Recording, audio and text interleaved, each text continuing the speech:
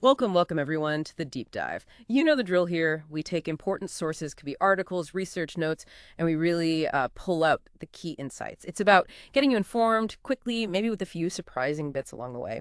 Today, we're doing a crucial deep dive. It's focused on a new opinion piece by D. Terry Yarbrough. The title is America's Preposterous Politics. Where are we going? Now, if you've listened before, you might recognize the name. Mr. Yarbrough, he's a black retired captain from the Shelby County Sheriff's Department down in Memphis, Tennessee. We've actually looked at his work before, specifically his books Misguided Badges, a personal memoir, and also Blind Democracy, The Shame of Hypocrisy. You can find both of those on Amazon, by the way.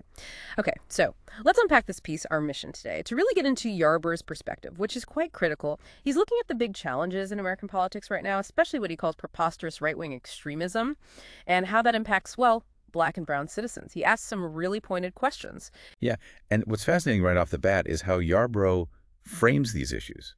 He's not just talking about political disagreements. He sees them as fundamental flaws. He directly calls out systemic racism, hypocrisy, ignorance, arguing these aren't just small problems, but forces actually undermining America's constitutional democracy and disproportionately affecting people of color. He's really asking, is the system we have now compatible with the principles America says it stands for?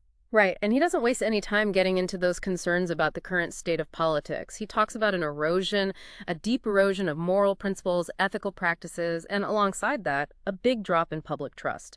What specific forces does he really zero in on as driving this, especially this right-wing extremism he mentions? Well, he's pretty direct about it. Yarbrough points to what he sees as a growing infiltration by groups he labels radical zealots. He writes they collaborate to provoke civil unrest, spread conspiracy theories, and incite violence, all while ignoring the rule of law. End quote. And he connects this to politicians, saying many on the right often fail to give, let's say, reasonable reasons for supporting racial justice or human rights for people of color. So if you connect the dots, he's arguing this isn't just about policy debates. It's about the integrity of the democratic process itself, especially when the rule of law seems disregarded. And he uses some data to back this up, specifically looking at the Supreme Court. That's interesting. He cites a Pew Research Center survey, this one from July 2024. It found fewer than half of Americans, just 47%, had a favorable view of the court. About half, 51%, unfavorable. And Yarbrough explicitly connects that dip in favorability to the court appearing to align more with, well, what he terms right-wing values. It does make you wonder, what happens when public trust in a key institution like that goes down because of perceived ideology? It's a huge question. And Yarbrough kind of extends that observation to the Republican Party more broadly. He asserts they promote conservative, traditional, even authoritarian values that are favored by these right-wing extremist groups, including things like white nationalism and limiting federal government. He observes, and I'm quoting him here, the increase in nationalist viewpoints appears backed by White House policies and the complicit silence of GOP members of Congress. He even mentions seeing aspirations for white nationalism and white Christian nationalism pretty clearly at right-wing political rallies.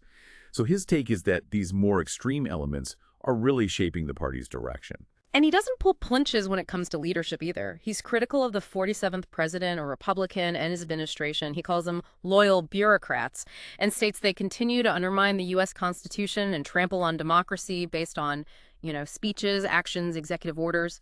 He also points out that media reports show many scholars, analysts see the president's actions as sympathetic to right-wing ideology, even white supremacy. And all this, Yarbrough says, brings us back to that central, urgent question in the title. Where are we going with this kind of politics in a constitutional democracy? It really forces you to stop and think. That question really hangs in the air, doesn't it? And it leads right into the next big theme he tackles, this enduring issue of we the people. He talks about the daily fight Black Americans face for racial dignity, justice, equality in a diverse democracy, a fight he sees as currently threatened by right-wing extremists likely to incite violence. And he's absolutely clear on this point. Political violence or any form of violence has no place in a democracy. Full stop. He really digs into the history there, doesn't he? Analyzing the word we in the Constitution's preamble. He argues the founders, when they wrote that, deliberately omitted enslaved Black people from its meaning. So, okay, Black individuals were called persons elsewhere, but Yarbrough says that specific phrase, we the people, it excluded Black Americans, denied them equal rights, justice, political participation. So it makes you ask right from the beginning, was we ever really meant to include everyone? That historical context is just fundamental to his whole argument. Yarbrough reminds us how enslavers systematically dehumanized black people, treated them as property. And he uses that powerful quote from Nicole Hannah-Jones from the 1619 Project. She says, "For generations, we have believed in this country with a faith it did not deserve. Black people have seen the worst of America, yet somehow we still believe in its best." It's such a striking comment on, well, resilience, but also a critique of those deep-seated failures. Yeah, it really is. And Yarbrough builds on that. He explains how the Declaration of Independence focused on independence, the Constitution on equality and rights, but crucially, the founders chose not to connect independence or equal rights to enslaved black people. And that choice, that omission, he argues, explains the racism, hypocrisy, and ignorance he still sees today, particularly in the mindset of right-wing extremists, who he believes are actively trying to deny political power and racial equality to black and brown people now. So it keeps coming back to that really challenging question: who does we actually refer to in America? It echoes right through the piece, that question. It highlights this ongoing tension. And moving into his next point, Yarbrough states that, in his view, Republican politics highlights that democracy was not initially meant to grant equality to black and brown people. Huh? Okay. He sees American democracy facing threats from, his words, quote, narrow-minded right-wing politicians disconnected from reality, end quote. And he suggests these individuals shouldn't be above accountability, especially for any treasonous actions that incite violence or foster racial conflict. That's a strong charge about leadership responsibility. He backs that concern up with some pretty recent data, too, about political violence. It's quite alarming, actually. He mentions Domenico Montanaro from NPR reporting on July 1st, 2025, so very current. A new poll found 3/4 of Americans see political violence as a serious threat, a significant problem. 3/4. And Yarbrough notes the context Montanaro provides. This comes at a time of great political volatility. Amid Donald Trump's second term, the country is polarized and sharply divided, end quote. It really grounds Yarbrough's concerns in present-day anxieties that many people are feeling. Absolutely. And Yarbrough also talks about the propaganda, as he calls it, spread by the Make America Great Again or MAGA movement. He views it as something that gradually chips away step by step at American democracy and fuels authoritarian motives. His reaction isn't just observation, it's a direct call to action. He urges, we, the people, must forever reject this political nonsense with good sense and do better. A call for civic duty, really. And thinking about that slogan, Make America Great Again, it leads Yarbrough to pose another really piercing question. It comes from reflecting on the histories, slavery, Reconstruction, Jim Crow, modern segregation that black people endured. He asks very directly, when in the history of the United States was there ever a time great for the human rights, dignity, and fulfillment of black individuals? It completely reframes that common phrase, doesn't it? It really does. And to underscore just how brutal that history was, he brings in a statistic from the Equal Justice Institute, Brian Stevenson's organization.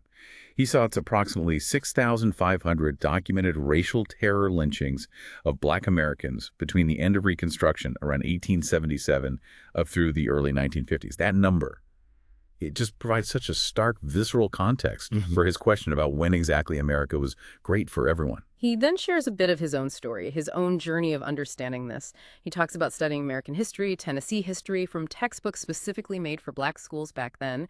Those books taught the standard line, the U.S. is a democracy of, by, and for we the people, Lincoln's words. But later, he realized, his words, the pronoun we falsely implies all Americans, a hypocrisy that still exists. And his own childhood memories from Memphis seem to reinforce that. He remembers textbooks usually showing black people mainly as servants or field workers. He even recalls a specific, disturbing segment from a fourth-grade book featuring Little Black Sambo. Now, he does acknowledge that some prominent black figures were included, Booker T. Washington, George Washington Carver, W.E.B. Du Bois. But his overall point is about how those early educational materials often presented a very partial, sometimes misleading view of history. There was a huge narrative gap. So as he starts to wrap things up, Yarbrough doesn't just leave us with the problems, he does point towards a way forward. He stresses that right-wing politicians must understand that we cohabitate in a shared democracy. And in that shared space, he says, decency and respect have to be paramount. They must define American democracy and politics. It's a callback to basic human values in the political arena. Yeah, and he actually highlights something positive, an initiative he admires, the 2024 Democracy Forum hosted by the Obama Foundation. He explains that this event really focused on the concept of pluralism. And Yarbrough defines pluralism for us. It's the idea that, okay, we live alongside people different from us. So we commit to rules that help us resolve disputes peacefully and not just tolerate each other, but actually join together in collective action. What's key here is that he presents it not just as a theory, but as an actionable way forward, a framework for actually living together and making progress despite differences. He sees that as crucial. And he ends on a note of, well, hope. It feels like determined hope. Yarbrough says, we the people remain hopeful for a brighter future in American politics, morally and ethically committed to doing the right thing for the right reasons. He urges that even with all the chaos and ignorance, we have to rely on our own moral compass to guide us, guide our character and democratic values. And he finishes with a really firm statement. Americans lead and others follow. It's a call for responsibility, individual and collective. So wrapping up this deep dive, D. Terry Yarbrough's piece really pushes us, doesn't it? Pushes us to look hard at America's past and present politics, challenges us on what we the people truly means, and forces us to ask, where are we going as a nation, as a constitutional democracy? Lots to think about there. Definitely. And maybe building on his call for decency, respect, pluralism, here's something for you, the listener, to consider. Given that emphasis on peaceful dispute resolution, on collective action, think about your own life, your community. Where are the moments, maybe small, maybe large, where you can actively foster those values? How can you contribute to building a more inclusive, a more representative we in American society? A great question to leave us with. Thank you for joining us on this deep dive. Until next time, keep digging, keep learning, and keep asking those important questions.